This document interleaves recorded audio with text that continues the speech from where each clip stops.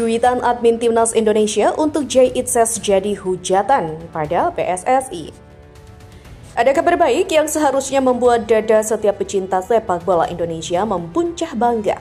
Lalu ada sebuah cuitan singkat hanya 7 kata dalam bahasa Inggris yang dalam sekejap mengubah pesta perayaan menjadi medan pertempuran kata-kata.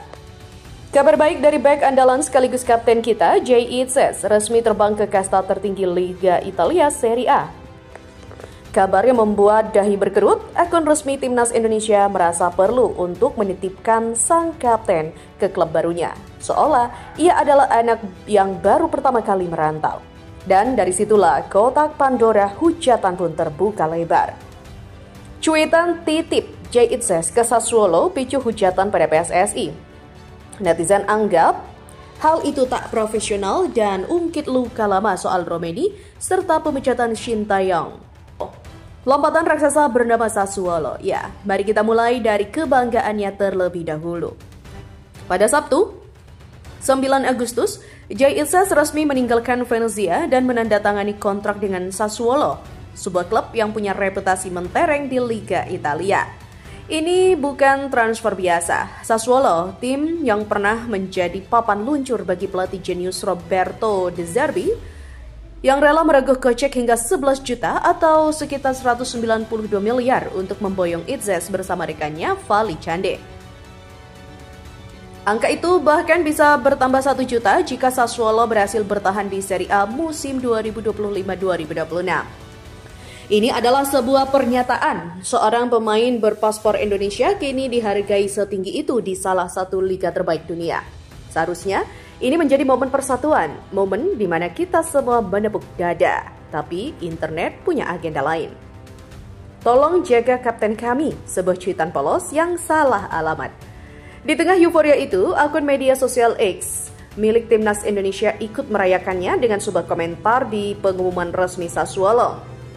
Komentar itu berbunyi, "Please take good care of our captain." Tolong jaga kapten kami baik-baik. Ya, sekilas kalimat itu terdengar tulus ya. Sebuah pesan yang hangat dari rumah untuk pemain kesayangannya. Namun, bagi para supporter sepak bola Indonesia yang kini semakin kritis, kalimat itu terdengar seperti sebuah keluhan manja yang tidak pada tempatnya. Konten kreator sepak bola, Bung Teti, menjadi salah satu yang pertama kali menyuarakannya dengan nada sinis. Cuma tanya ya, emang federasi sepak bola negara lain ada yang seperti ini? Cuitnya. Pertanyaan itu menjadi percikan bensin. Dan tak butuh waktu lama, kolom komentar pun dibanjiri sindiran dari para netizen yang tampaknya sudah lama memendam amarah. Cuitan titip itu menjadi pintu gerbang bagi mereka untuk menumpahkan segala unek-unek terhadap PSSI. 3 luka lama yang kembali menganga. Hujatan yang datang bukanlah serangan membabi buta. Ada pola yang jelas, ada 3 dosa besar PSSI di mata publik yang diungkit kembali. Dipicu oleh satu kalimat sederhana. Yang pertama, sindiran profesionalisme.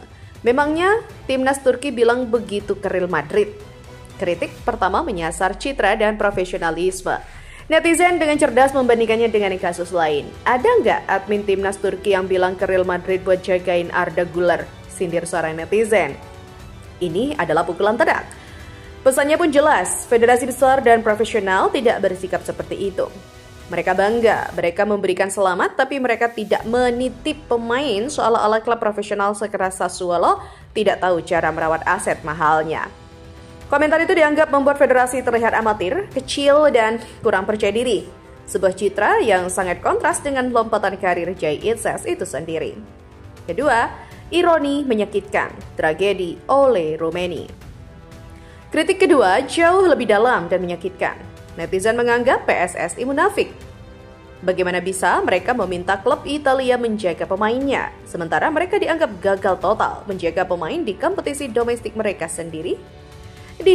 Nyuruh tim untuk jaga pemain kita, ketua umum PSSI aja nggak becus menjaga oleh Romeni. Tulis netizen lainnya merujuk pada cedera parah yang dialami striker naturalisasi oleh Romeni saat berlaga di turnamen pramusim Piala Presiden 2025. Bagi supporter, cedera Romeni adalah bukti nyata PSSI lebih mementingkan profit turnamen ketimbang keselamatan pemain.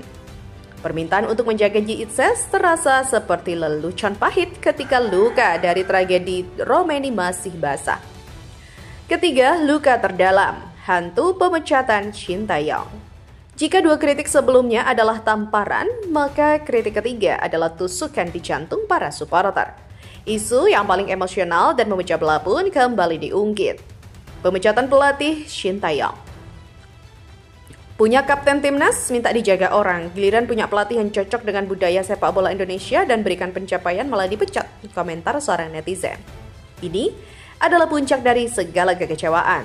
Di mata mereka, PSSI tidak mampu menjaga aset terpenting yang telah mengangkat prestasi dan mentalitas timnas, yaitu STY. Jadi ketika PSSI kini berbicara tentang menjaga seorang pemain, supporter melihatnya sebagai sebuah inkonsistensi yang luar biasa.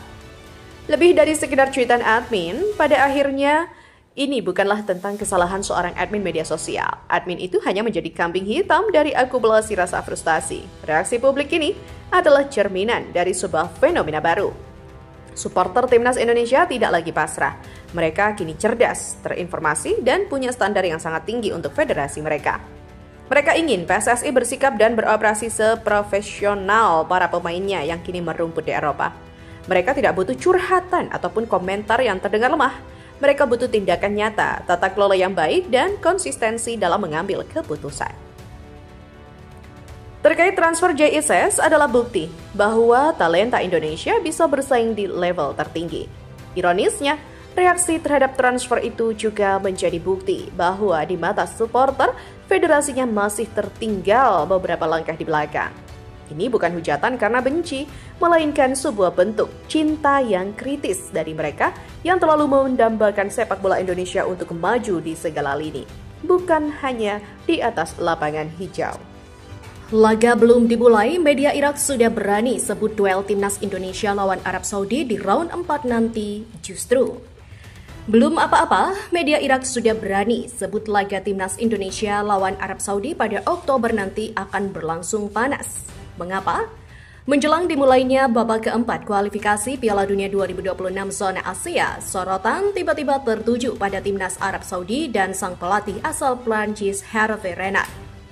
Media Irak Win-Win bahkan menyoroti catatan spesial sang pelatih yang diyakini bisa menjadi senjata mematikan saat Green Falcons bersua dengan skuad asuhan Patrick Kluivert itu. Drawing yang berlangsung di Kuala Lumpur, Malaysia menempatkan Arab Saudi di grup 2 bersama Irak dan Indonesia. Media Irak menilai grup ini bukan sekedar rumit tapi juga akan menjadi salah satu yang paling panas dan penuh gengsi di benua Asia. Pengundian yang dilakukan di ibu kota Malaysia, Kuala Lumpur, menghasilkan tim nasional Saudi ditempatkan di grup 2 di babak keempat kualifikasi Asia bersama kedua tim nasional Irak dan Indonesia, suatu kelompok yang kompleks, tulis Win-Win.